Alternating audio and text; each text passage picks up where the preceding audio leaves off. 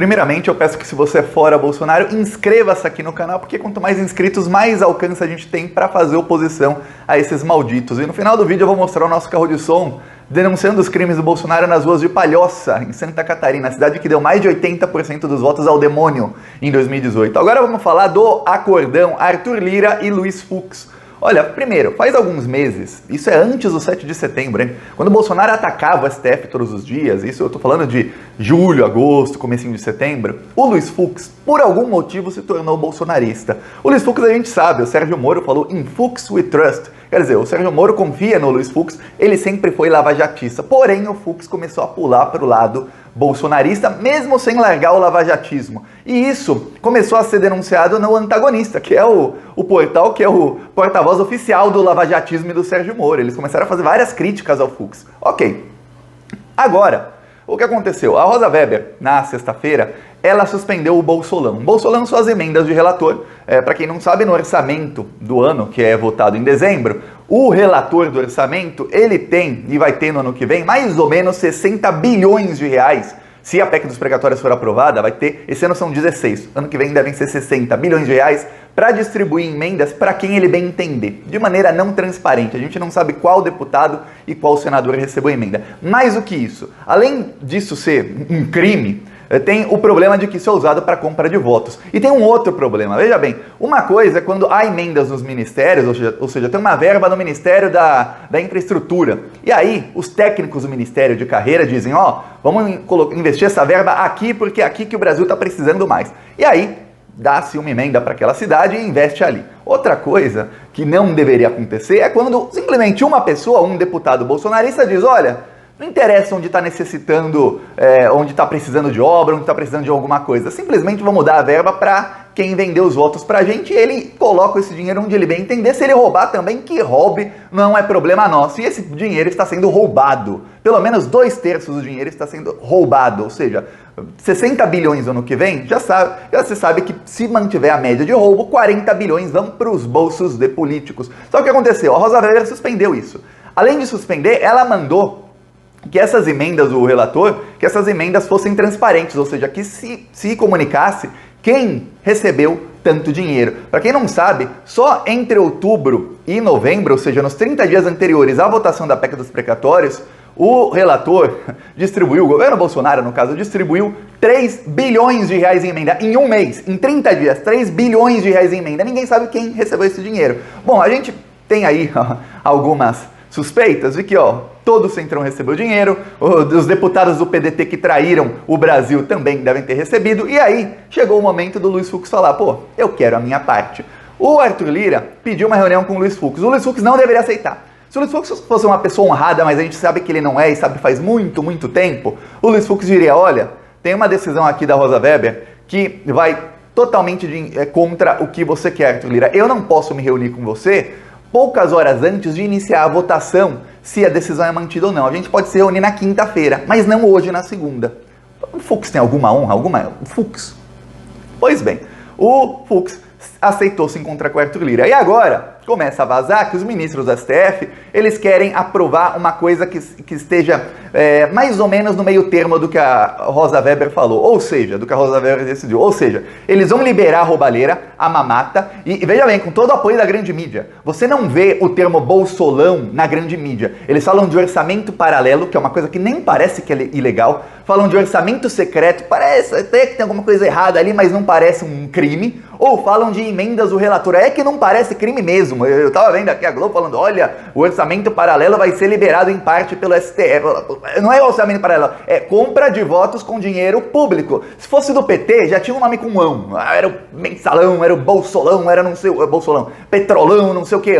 Como é do Bolsonaro, eles não chamam pelo nome de bolsolão, eles simplesmente chamam por um nome que não parece nem que é crime. Tá, aí o que acontece? O Arthur Lira se reúne com o Luiz Fux e os ministros da STF começam a falar, olha, a gente vai liberar a roubalheira, mas a gente tem que saber para qual deputado está indo cada verba. A gente tem que ser transparente a roubalheira. Pelo menos a gente sabe a quem está roubando. É isso que a STF está para legalizar entre terça e quarta-feira. A votação vai durar 48 horas. Porém, Se algum dos 10 ministros, se um apenas, os 10 ministros do STF, dizer que tem alguma coisa contra a votação, ele pode levar a votação a plenário. E aí o Luiz Fux é obrigado a pautar isso em plenário, e aí o STF seria melhor, porque o STF vai ter que mostrar, cair a máscara do STF de corruptos para o Brasil inteiro. Porque se o STF se vender ao Arthur Lira, a gente sabe que o STF não estará fazendo isso, porque, olha, acreditamos que deve ter transparência, mas sim que vocês podem distribuir essa verba. Não, e sim porque está rolando para alguns dos ministros. Porque não tem como legalizar a roubalheira, sabe-se que esse dinheiro é para compra de votos, sabe-se que esse dinheiro é para ser roubado, já tem todos os indícios de que o dinheiro que já foi distribuído, eu vou te dar um exemplo. Uma matéria do Estadão de maio mostrou 3 bilhões do Ministério da Infraestrutura, quase tudo foi para compra de tratores. Os tratores eram comprados em empresas ligadas aos parlamentares. Tinha parlamentar do Amazonas comprando trator em Santa Catarina, parlamentar de Goiás comprando trator em Tocantins, quer dizer, em outros estados. Por quê? Porque é ali que estava sempre algum aliado de político do Centrão, que era quem vendia os tratores superfaturados. O trator que custava 100 mil era vendido a 349 mil reais, quer dizer, embolsavam quase 250 mil reais na venda de um trator, mas não compravam 30, 40, 100, 130 tratores, quer dizer, estavam roubando muito dinheiro, fora as obras que jamais saíram do papel e o dinheiro foi executado, quer dizer, pagou-se e a obra não saiu do papel, quer dizer, estavam roubando dinheiro público, e agora a STF está pensando em fazer o grande acordão com o Arthur Lira. Só que tem uma coisa, que é o que a grande mídia não vai te falar, porque a grande mídia paga exatamente por esse pessoal. A gente percebeu há algumas semanas, eu já sabia disso há muito tempo e provavelmente você, mas isso foi escancarado na nossa cara, de maneira que não tem como fazer análise sem levar isso em conta. A grande mídia não leva isso em conta, porque são pagos, lembre-se muito bem disso. Quem manda no Brasil não é o Luiz Fux, quem manda no Brasil não é o Arthur Lira, tampouco o Bolsonaro. Quem manda no Brasil são banqueiros, como André Esteves. A gente viu aquele áudio dele, como ele fala, desculpa que eu cheguei atrasado, é que o presidente da Câmara, o Arthur Lira, estava ligando para mim, porque se demitir alguns assessores do Paulo Guedes, ele queria saber o que faz. Quer dizer, se o André Esteves falasse, ô Lira, pauta impeachment, o Lira pautava impeachment no mesmo momento. Quem manda no Brasil é o André Esteves. O André Esteves também tem influência, e ele falou isso naquele áudio sobre ministros do STF. Ele falou, ninguém é obrigado a nascer sabendo, eu ligo lá para os ministros do STF para ensiná-los a como fazer. E aí ele até falou de uma votação, que era da independência do Banco Central, que foi 8-2. Foi 8-2 a votação, quer dizer, ele influenciou 8 ministros do STF no mínimo. Pelo menos 8 ali estavam influenciados por ele diretamente numa votação, e ele diz aquilo a céu aberto. E o engraçado, o ministro da STF liga para dono de banco para perguntar como tem que votar, em vez de ligar para um economista isento, não, vamos ligar para o dono do banco, é o cara que mais tem interesse naquela votação, só para você ter ideia de como é o Brasil. E o André Esteves, ele sabe de uma coisa, não o André Esteves, a figura do André Esteves, ele, o CPF André Esteves, não. Esses banqueiros, essa elite, sabe de uma coisa, sem o Bolsolão, a privatização da Petrobras não sai do papel, não vai ser aprovada. Deputados não vão, em pleno ano eleitoral, privatizar a Petrobras, sabendo que o preço da gasolina, que hoje está em 7 e vai chegar em 2022 a uns R$9, de 9 vai pular para quase R$15, porque vão decolar o preço do dia para a noite. Não vão fazer isso. Os deputados só farão isso se forem muito bem comprados. É por isso que eles precisam desses 60 bilhões. Então, gente poderosa como André Esteves, que, como ele falou no áudio, influencia decisões do STF, já deve ter ligado tanto para ministros do STF, como para Arthur Lira, como para Bolsonaro, como Paulo Guedes, e dito, o Bolsonaro tem que passar porque a gente tem que privatizar a Petrobras, porque só esse ano a Petrobras pagou 61 bilhões de reais a acionistas. A gente está falando aqui de um roubo de dinheiro público, que a PEC dos precatórios vai legalizar, de 60 bilhões de reais, e que o STF amanhã tende a tornar legal, transparente, porém legalizado, o roubo de dinheiro público de 60 bilhões de reais.